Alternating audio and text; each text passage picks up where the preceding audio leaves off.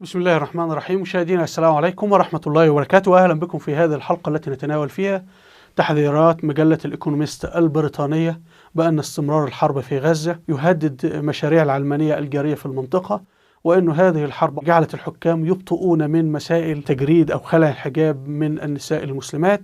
وقالت أنه أمكن خلال الفترة الماضية إجبار النساء على الخروج للعمل من خلال تجويعهن، وهذا كان محظورا في الدول العربية، لأنه كما نعلم في البلاد العربية ينظرون أن المرأة تخرج للعمل عندما تكون الأسرة بتعاني الفقر أو شيء من هذا القبيل، لكن المرأة التي تعمل ينظر لها على أن هي في مكانة اجتماعية أعلى. فقالت أن احنا بنغير قيم 400 مليون مسلم عربي، واستمرار هذه الحرب خطر على عمليات تغيير قيم هؤلاء العرب المسلمين. تعالوا نبدأ ونشاهد.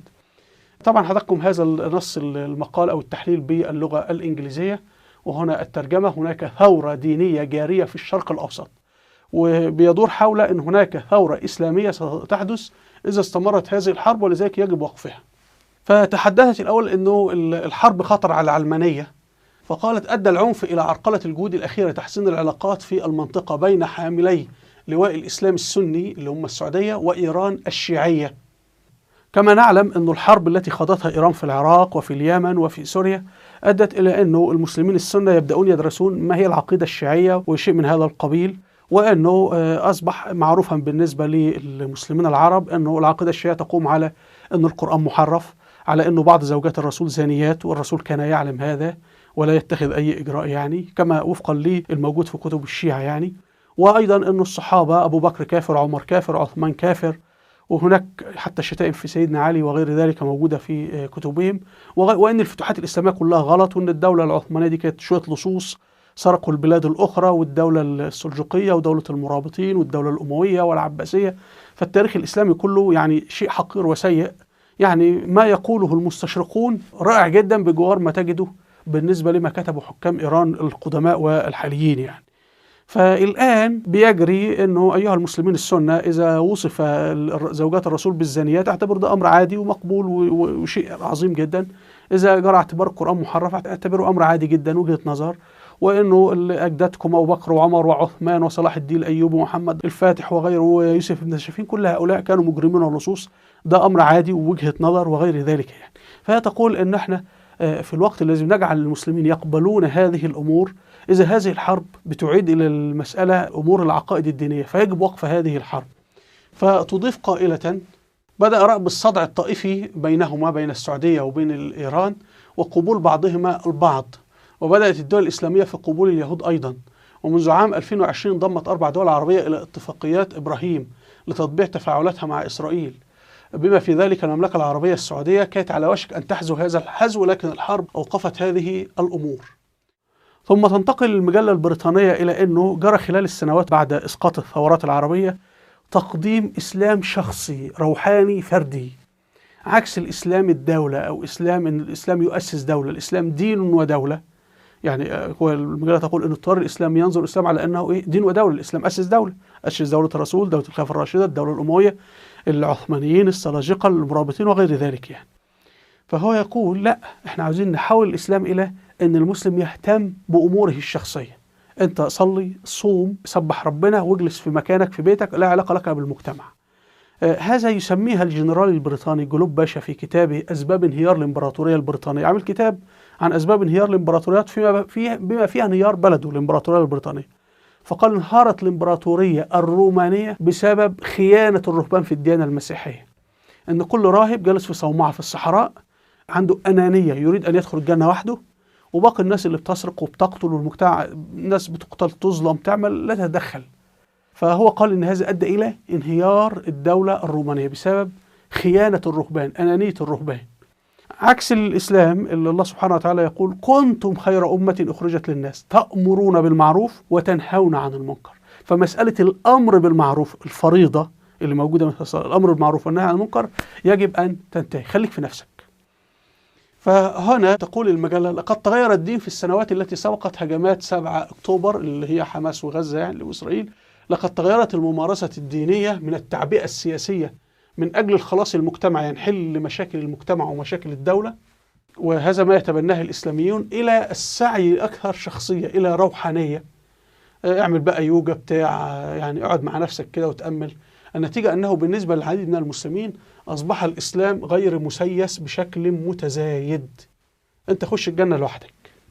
أيضا المجلة البريطانية قالت أنه النظام الإيراني الحاكم في إيران جعل نصف الشعب الإيراني يكفر بالإسلام، ولذلك حافظوا على هذا النظام لم يسقط. لما قامت ثورات ومظاهرات في الشهور الماضية ضد النظام الحاكم في إيران، فورا أمريكا بقت تعطيه كل 3 شهور 10 مليار دولار من العراق، من كوريا الجنوبية وهكذا يعني. لأنه قال لك احنا نخلي هذا النظام قائم إلى أن يكفر كل الشعب يعني. لأنه هذا النظام لو سقط واستبدل بنظام فيه حرية، حتى لم يسمحوا بالديمقراطية في دولة شيعية.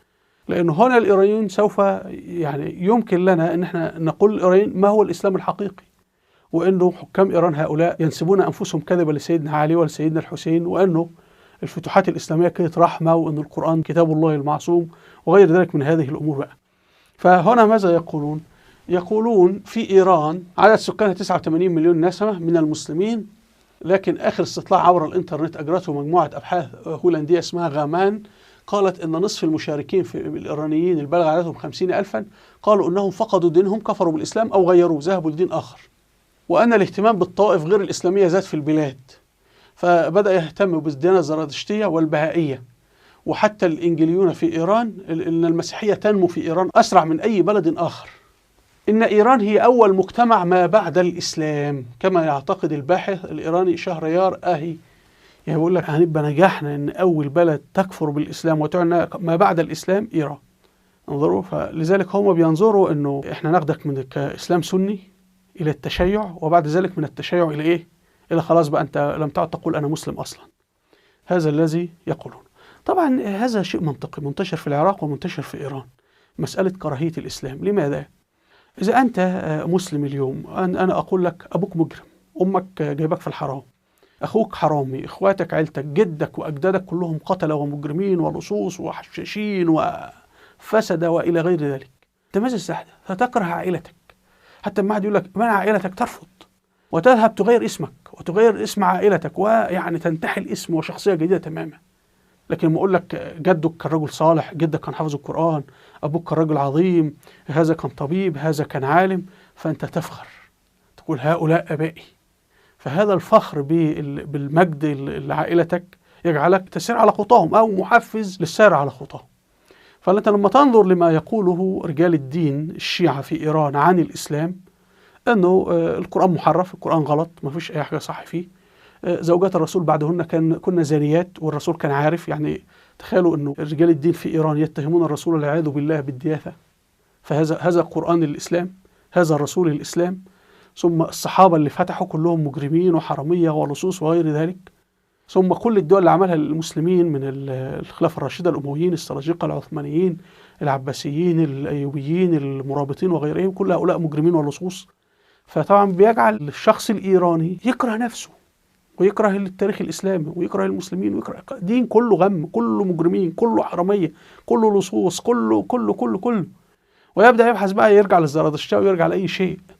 ولذلك هتجدوا أنه الأطفال الإيرانيين الذين يولدون في الغرب بيرتدوا من أول جيل. بالنسبة للأطفال المسلمين السنة ممكن يظل للجيل الثالث وممكن ما يرتدش أصلا. يعني نحن بنشاهد في الأندلس أسبان يعودون للإسلام من جديد. ثم تناول المسألة مسألة مهمة، تقول أنه تجويع النساء أدى إلى خروجهن للعمل. كما نعلم نحن عندنا في البلاد العربية أنه لما زوجة تختلف مع زوجها أو شيء من هذا القبيل، يقول لها هل هو جوعك ولا حاجة؟ هل خلاك تخرجي بره البيت وتشتغلي؟ يعني ينظر لأنه الرجل لما زوجته تخرج متى عندما يكون فقيرا أو مريضا أو زوجها مات أو عنده عاهة لا يستطيع أن هو يعمل أو شيء من هذا القبيل. والمرأة تفخر تقول زوجي يعني أنا هانم جالسة في البيت، أنا لا أعمل عند أحد. فقالوا أنه الحل كي تخرج المرأة للعمل تجويع المرأة. فيقولون ما الذي حدث؟ أنت طبعا كما تشاهدون في الشوارع لافتات اطلبوا الطلاق من زوجك وإحنا المحامين مجانا، وعلى الإنترنت، بل بيتصلون بالزوجات. يعني في منظمات مؤسسة تتصل بالنساء، أنت متزوجة اطلب الطلاق. طبعا المسلسلات والأفلام وكلها شغالة في أن الرجل مجرم، الرجل كذا، زوجك ده مجرم، زوجك عدوك وشيء من هذا القبيل. فيجي الرجل يطلب من زوجاته يعملوا كوباية شاي، فالمرأة تقول لا قوم هات لنفسك أنا خدام عندك. فالراجل يا عيني جاي مكسور ظهره بره وطلعان روحه، قاعد يمسح في بلاط ولا يمسح في فندق ولا بيشيل رمل يطلعه فوق على السطوح ولا في البناء ولا كذا. فطبعا تظل المشاكل تزداد إلى أن يطلقها، أو هي حتى يتصلوا بها إيه رأيك نخلعك من جوزك، ويرفعوا لها قضية خلع، وتصبح هذه المرأة بلا عائل، ما في زوجها أصلا. فهنا تذهب يقول لها تعالي بقى، تعالي اشتغلي في مطعم وقدمي شاي للزبائن في المطعم. فهي تكتشف أنا كنت بقدم لرجل واحد، وحتى يعني كان بيقول لي لو سمحتي ممكن بعد إذنك تعمل لي شاي، وبيقبلني ويحضني، لكن الآن أنا أصبحت بعمل شاي في مطعم ل100 رجل، هاتي الشاي، غير الشاي ده مش عاجبني، السكر ده. فتكتشف المرأة أن هؤلاء ألقوا بها في مسألة قاسية وصعبة جدا. ولكن هي هنا تحاول، لما تحاول العودة لزوجها تكون خلاص علاقة الزوجية انكسرت، زي الزجاج اللي انكسر، لأن هي أهانت زوجها وطلقته وجرجرته على المحاكم. فقالوا أنه الحل في أن المرأة، كيف نخرج المرأة العربية إلى العمل من خلال تجويعها. فقالوا إيه؟ حصل إصلاح اجتماعي بعد ما قمنا بإلغاء الإسلاميين. فمثلا في السعودية جاء الضغط من أعلى، من السلطة نفسها، فأصبح في حفلات موسيقية يرتدها النجوم ومهرجانات الأفلام وتجهيزات رياضية لجذب الاهتمام الشعبي. جرى إلغاء الفصل بين الرجال والنساء، بقى فيه اختلاط في الجامعات، في المكاتب، في المطاعم. كما أنه دفعت الضرورة الاقتصادية النساء إلى تولي الوظائف التي كان الرجال تقليديا يقومون بها، فأصبحت المرأة ترعى البقر الماشية أو تقود التاكسي، بقت المرأة شغالة سيارة أجرة، سواقة على تاكسي يعني. في الوقت نفسه ألغت تونس الحظر الذي فرضته على الشريعة على زواج النساء المسلمات من غير المسلمين، يعني أصبح المسيحي، البوذي، الهندوسي يتزوج المرأة التونسية المسلمة في تونس حاليا. ثم تنتقل مجلة الإيكوميست إلى أنه المشكلة ليست حماس، إحنا لو عاوزين ندمر حماس كل الحكام العرب جاهزين لتدمير حماس. فتقول الغرب وكذلك الحكام العرب يدعمون هدف إسرائيل المتمثل في تدمير حماس. والدليل على ذلك أنه لم تقم أي دولة عربية طبعت علاقتها مع إسرائيل بقطع هذه العلاقات. ما فيش أي دولة عربية سحبت سفراءها من إسرائيل ولا شيء يعني، أو حتى هذه الدول العربية لم تدعو أمريكا إلى مغادرة قواعدها الإقليمية، بل حضرت معظم دول الخليج الاحتجاجات والمواعظ في المساجد التي تتضامن مع الفلسطينيين. حتى قطر حامية حماس وغيرها من القضايا الإسلامية عرضت طرد الإسلاميين إذا طلبت أمريكا منها ذلك. أما إيران فقد نأت أو بعدت بنفسها وهي محور المقاومة عن القتال، وتركت الجماعة حماس تقاتل وحدها. ثم تخلص المجلة إلى أنه تدمير حماس سيؤدي إلى كارثة في المنطقة العربية كلها. نفترض مثلا أنه حماس 50,000 مقاتل، وإحنا جرى قتل قيادات حماس كلها وتفككت حماس. أين سيذهب ال50,000؟ هم الآن داخل قطاع غزة اللي هو السجن، وفي قيادة حكمه. فإذا ضربت الرأس، قطعت الرأس والجسد ذهب، يعني حصل له انتشار، جزء منهم ذهب، 1000 ذهب إلى مصر، 1000 إلى الخليج، 1000 إلى المغرب، 1000 إلى كذا. فهنا فكر حماس اللي هي عقيدة الجهاد ستنتشر بين الشعوب العربية. أساليب تصنيع السلاح ستنتشر، لأن الشعوب العربية نحن ما بنعرفش نمسك طوبة، لكن بتوع حماس قاعدين يعملوا RPG وطائرات وكلام من هذا القبيل. فلا بد من إبقاء حماس كي تسيطر عليهم داخل قطاع غزة. فتقول إن الإطاحة بحماس في غزة ستؤدي إلى هدوء قصير الأمد، لكنها ستؤدي بمرور الوقت إلى تشتيت أو نشر أفكارها ومقاتليها في مختلف أنحاء الشرق الأوسط الإسلامية نفسها. أرجو مشاهدينا أن تكون الصورة قد وضحت. في الختام هنا كتاب تفكيك أوروبا العثمانية. كما تعلمون كان في أندلس، كان شرق أوروبا كله ده كان إسلامي بالمناسبة تحت سيطرة الدولة العثمانية. كيف جرى اختراع فكرة القومية من أجل تدمير الدولة العثمانية، ونجحت أوروبا في ذلك. أوروبا وروسيا بالمناسبة، احنا بنغفل كثيرا عن دور روسيا في تدمير العالم الإسلامي. أرجو الاستماع لهذا الكتاب. هنا في فيديوهات على اليوتيوب أرجو مشاهدتها. أسفل الفيديو رابط صفحاتي على الفيسبوك وتويتر، رابط قناتي على التليجرام، أرجو الاشتراك في القناة. هنا قناة فيديوهات الوثائقيات التاريخية، أرجو أن تشاهدوها الأمات في مجال التاريخ. أرجو منكم الاشتراك في القناة بالضغط على هذا الزر. وإلى اللقاء، والسلام عليكم ورحمة الله وبركاته.